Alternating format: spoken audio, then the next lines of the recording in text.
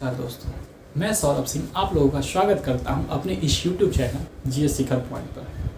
कैसे हैं आप लोग? उम्मीद करता हूं आप लोग स्वस्थ होंगे, सुरक्षित होंगे और घर पर मन से पढ़ रहे होंगे। तो हमारा जो सफ़र चल रहा था हिस्ट्री में, वो इंट्रोडक्शन का पूरा क्लास ख़त्म करके उसके बाद हम देखें पाँचवा क्लास क्या देखें, INC से पूर्व की संस्था। उसमें कुछ कॉन्सेप्ट वाला चीज़ था नहीं, इसलिए मैं उस पर कुछ ज़्यादा टाइम दे नहीं पाया। वो पूरा फैक्ट है, वो आप लोग पूरा फैक्ट क्या याद करना है कि बस वो संस्था का नाम किस वर्ष स्थापित हुआ था और उसका संस्थापक कौन थे, बस ये 3 चीज़ याद कर लीजिए। बाकी उससे और कुछ नहीं आने वाला है, ठीक है। अब उसी में हम क्या देखें कि जो भी स्थानीय लेवल का संस्था था उसको मिलाकर एक केंद्रीय लेवल का संस्था बनाया गया था। यह कहानी हम पहले भी बता दिए थे आप लोगों को और आप लोगों को अच्छे से पता होगा, ठीक है। तो उसी स्थानीय संस्था को मिलाकर एक केंद्रीय लेवल का संस्था बनाया गया, जिस केंद्रीय लेवल का संस्था का नाम INU दिया गया। क्या दिया गया? INU, यानी कि इंडियन नेशनल यूनियन, भारतीय राष्ट्रीय संघ दिया गया।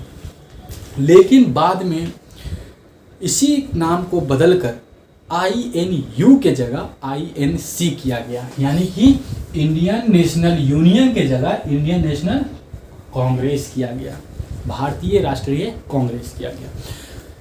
यह संस्था एक केंद्रीय लेवल का संस्था था, ये इस चीज़ से तो आप लोग वाकिफ होंगे। अब इसके स्थापना से संबंधित बात कर लेते हैं। इसके स्थापना में क्या क्या रिलेटेड है, बातें क्या कौन कौन सी चीज़ें रिलेटेड है। देखिए, सबसे पहले इसका पूर्व नाम तो पता चल गया। इसका स्थापना जो हुआ था 28 दिसंबर 1885 को हुआ था और ये स्थापना होना था महाराष्ट्र के पुणे शहर में। लेकिन पुणे शहर में उस समय हैजा फैला हुआ था और ये हैजा फैलने के ही कारण इसका जो स्थापना था वो पुणे से ट्रांसफ़र करके बम्बई किया गया। मुंबई का उस समय नाम क्या था? बम्बई था, तो बम्बई किया गया। अब देखते हैं कि ये बम्बई में भी ग्वालियर टैंक मैदान के पास गोकुल दास तेज प्रताप संस्कृत कॉलेज, कौन सा कॉलेज? गोकुल दास तेज प्रताप संस्कृत कॉलेज में इसका क्या किया गया? स्थापना किया गया। इसका जो संस्थापक इनका जो संस्थापक है वो A.O. ह्यूम है, एलेन ऑक्टेवियन ह्यूम है। और इसके जो अध्यक्ष माने जाते हैं वो अध्यक्ष कौन है? व्योमेश चंद्र बनर्जी। व्योमेश चंद्र बनर्जी को ही WC बनर्जी के नाम से भी जानते हैं, मतलब इनका शॉर्ट फॉर्म बनर्जी, ठीक है। ये अगर जो लिखा रहे WC बनर्जी तो आप लोग घबराइएगा नहीं, बस सीधे समझिएगा कि व्योमेश चंद्र बनर्जी ही है। तो जिस समय इसका क्या हुआ, स्थापना हुआ 28 दिसंबर 1885 को, उसी समय उसी स्थापना दिन को जिस दिन स्थापना हुआ उसी स्थापना दिन को इसका बोला जाता है कि प्रथम अधिवेशन वही था। प्रथम अधिवेशन स्थापना दिवस को बोला जाता है कि प्रथम दिवस वही था। तो प्रथम अधिवेशन वही था।